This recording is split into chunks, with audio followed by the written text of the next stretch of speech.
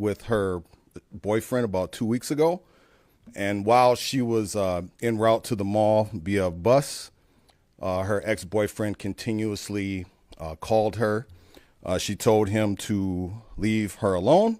But when she arrived at the mall transit station, the main suspect in this case, met her there. She agreed to talk to him, and they walked up the escalator and walked out to the parking ramp. And once in the parking ramp, he brought her to a car.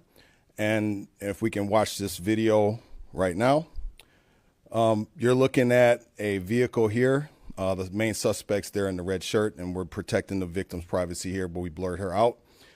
Once at the vehicle, he physically assaulted her, pushed her into the vehicle, and you can see there's a physical commotion that takes place there. The suspect in this case was armed at the time. After pushing the victim into the back seat of the vehicle had the driver in there, Mr. Antoine Deshaun Hobson. He was the driver of this vehicle. And as you're watching the video now, a Mr. Noah Antoine Williams, who is 19 years old, he also enters the vehicle while the victim is being assaulted in the backseat by the main suspect. The vehicle exits the Mall of America parking ramp. The suspects in this case, they weren't walking around the mall. They just went from the parking ramp down the transit station, got the victim, and went to the car. After we got this, we immediately started looking for the victim. Obviously, you come to the mall, these cameras are very extensive. We were able to figure out who the suspect is, and while we were doing that, around 5 o'clock that day, the victim had called one of her friends and said that she had been dropped off by the suspect in Minneapolis. Our officers responded to the location in Minneapolis. The victim, we observed, had physical injuries. She had reported that she was pistol whipped by the suspect and that he had threatened her with a firearm. The victim was transported to the hospital by ambulance and treated for her injuries. Our detectives immediately began to look for this suspect. So the following day, on June 13th, the suspect vehicle was located in Minneapolis by transit police officers. Our follow-up investigation with Metro Transit Minneapolis, we ended up locating the suspects. The first suspect that we ended up arresting on a traffic stop was Mr. Noah Antoine Williams. He was in the vehicle when this kidnapping took place, so we were able to get him on a traffic stop. We were able to locate the main suspect in this case, along with Antoine Deshaun Hobson, who's 23 years old. We located Mr. Hopkins with Hobson with the main suspect in this case. And when we located them, they decided to run on foot. And in the process of running, the main suspect in this case attempted to carjack a vehicle. We were able to get him into custody, and our SIU detective, and I'm using for the older folks today, Steve McGarrett from Hawaii 5-0, was able to tell our other officers, book him, Dano, and we booked him. The main suspect in this case is Trayvon DePriest Johnson, 23 years old. Mr. Johnson here, we brought back to the Bloomington Police Department jail along with these folks, and they remained in our custody until this morning. Some of you may know Mr. Johnson. He is the main suspect in a second-degree murder attempt on the transit station, the Lake Street Transit Station. This occurred on May 6th. This incident is where he alleged to have fired 6 to 10 rounds at a person, and then he moved closer to fire another 2 or 3 rounds. He has also had warrants for a drive-by shooting and second-degree riot. You cannot commit these crimes in Bloomington and expect to enjoy the benefits of a free society. So we locked Mr. Trayvon Johnson up, and he is going to be charged in this case with kidnapping, or we're submitting charges for kidnapping, second-degree assault, domestic assault by strangulation, threats of violence, and felon in possession of a firearm. Mr. Johnson is a significant risk to public safety. He, again, May 6th, the main suspect in a second-degree attempted murder case on the Metro Transit Lake Street station. He has been out. It's been about 6 weeks since that took place, and now he decides to come to our city and kidnap a woman, and obviously you can't do that. So we locked him up.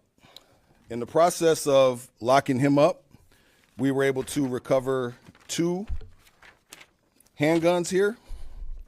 So that's why he's being charged with felon in possession of firearms. Obviously, he's a felon, so he can't have these guns. So we ended up locking him up for that. This case, to me, is another tragedy. I mean, obviously, the victims involved in this, they're going to be traumatized for this for a while. And my hope is that Mr. Johnson does not get out of jail. And that's why we allowed him to stay here as long as we could legally hold him in the Bloomington jail, because he is a significant threat to public safety. And the criminal complaints should be coming out this afternoon. And with that, I'll take any questions you may have. So he's the boyfriend? Yes, ma'am. And can you say why he was out on the second-degree murder charge? So he was alleged. So while he's out, they issued he didn't get caught that day. So they transit issued an arrest warrant for him. So he had an active warrant out on his arrest for second-degree attempted murder. So he had never been arrested? He had never been arrested. Yes, ma'am. Can you speak to the period of time in between them taking this victim and then her being dropped off? How much time kind of transpired, and what you at this point think, without getting into too many details, might have been happening during that time? So it was about 2 hours that we estimate that he had her. And during this time, again, this is an active investigation, but her version and what she has said took place was he assaulted her with the firearm. He pistol whipped her. And was she trying to leave the car, and he wouldn't let her leave during that 2 hours? I wish I could answer that, but it's an active investigation right now. So I'm giving you what I can. Who initially called police how did police become aware of this situation? Some witnesses called us and told us they had seen this. How was the victim doing? Our detectives talked to her. She is an adult. She's doing as well as I guess you possibly could under this circumstance. Did she feel forced to go to the car with him in the Mall of America parking lot, or why she may have gone with him? It's still an active investigation. And then I know you mentioned being pistol whipped and also the strangulation charge. So what exactly were the extent of her injuries, multiple different kinds of injuries? Yes. Sorry. Is he going to be prosecuted and charged for the Bloomington crimes first and then possibly the Minneapolis stuff? Yeah, so that's a question for the county attorney. I mean, so right now he has all these charges we have him with, and then he has the Met Transit separate second-degree attempted murder charges. Then he has a separate drive-by shooting charge, and then he has another case for second-degree riot, and he has another case for flee police on foot. So these are all separate instances that he's dealing with right now. He was released from your jail this morning? To Hennepin County. Yeah, no. Yeah, he didn't go to the street. No. I want to be clear on Yeah. Yep. How do instances like this make you feel when you see someone who it just kind of keeps piling and piling up with what they're doing before they eventually get caught? In law enforcement, we're in the executive branch of government, and our job is to enforce the laws. And it can be frustrating for our officers too. I mean, we're out here running around chasing this guy, and he's armed. He's already alleged to have shot some person, and now he's alleged to have kidnapped another one. It's tough. I don't think we're doing him any favors by allowing him to keep getting out of jail, right? I mean, obviously, if you continue this behavior, I mean, how many more victims does he have to have? And my personal feeling, whatever we can do to have less victims, and if that means he has to spend a considerable amount of time in prison before he can function in a free society, then that's what needs to happen. But I just want to see less victims. It seems like based on what you described, especially that May 6th transit shooting, I know at that point people were kind of like grateful there weren't actual fatalities in that, but it seems like in all of this, this could have been a lot worse. I mean, people could have died in these instances. I mean, how do you kind of interpret that? Well, I said this before. I just think some people just have a general lack of respect for humanity. And as a society, we got to start respecting each other as people again. And that's across the board. That's something that I think each and every one of us has an obligation to do, is start to respect each other as human beings, even if we disagree with people, and just really start teaching respect and compassion. But when you keep letting, like Mr. Johnson out, it sends the message that that type of behavior is acceptable. And unfortunately for him and the victims in this case, his actions have impacted a lot of people. And I just hope we don't have any more people impacted by him with his behavior. Speaking of victims, I know you had mentioned the carjacking side of this situation as he tried to run away. So that was in Minneapolis? Yes. And was that carjacking, did that involve pulling a gun on the person, or do we know much about the carjacking situation? Yeah, that person's okay. Yep. So the arrest, our detectives arrested him along with Minneapolis PD in the city of Minneapolis. So my understanding is the carjacking victim is okay. And when and where did that arrest happen? Ooh, I have to get that back to you. And remind me about Lake and Hiawatha. okay. And when did that happen? On the 13th, around I think 2 p.m., 3:30. Yep. Last point of clarification, the other two individuals that were involved, were they already inside the vehicle when he informed that victim inside the vehicle, or did they go in later? I'm just trying Yes. So what happened was Mr. Hobson was the driver of the vehicle. He drove them there, and he drove them away with Mr. Johnson and the victim in the back seat. And Mr. Williams Patton, and you can see in the video, he walks to the vehicle, looks in the back seat, and then he gets into the front seat of the car. Do you think at this point it's safe to say this was their intention to get her in the car and leave, or it's too early to say? Yeah, it's too early to say. Do you think there's a chance too the situation could have turned out worse for her if she hadn't been able to make the phone call that she did? Absolutely. Absolutely. Yeah, she's fortunate. And what charges could the two accomplices do? Aiding an offender is what they're both going to be charged with, because it was a commission of a felony, and as you can see in the video, there's obviously an assault taking place in the back of the car, and they're there. And that's the message here. I mean, I don't know how clear I can be in Bloomington.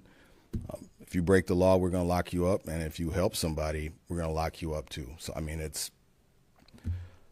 I don't know what else I can say about that. Chief, last question for me. What resources are there for maybe people who are in a domestic incident if they feel like they're being threatened? It seems like there was a fair amount of coercion that took place even before she met up with him.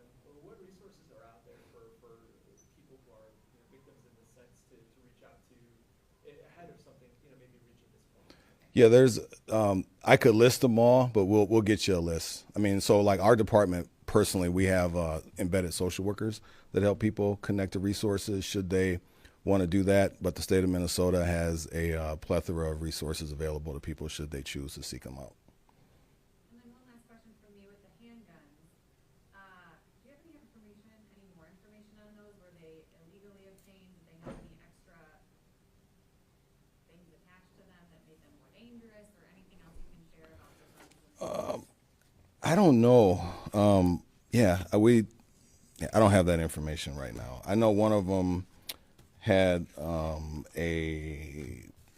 just from looking at the pictures here, one of them had a aim point, like laser type sight on it, but they don't appear to have like a switch on it, but that's just looking at pictures. So I didn't actually handle the guns myself, and I don't remember if they were stolen or not.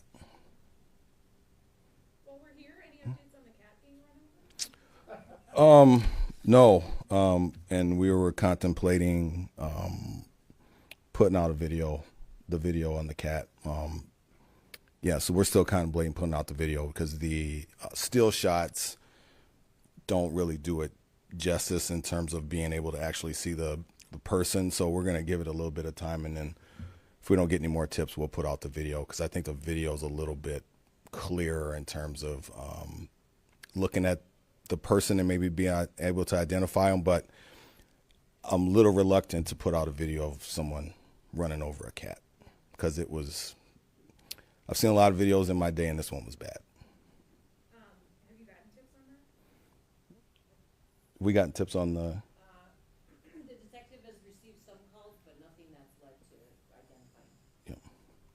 And I think with the video would help us in that. So, but it's again, I'm a little reluctant to release a video of a cat getting run over. All right, thanks, y'all. Thank you. All right, so that incident happening on June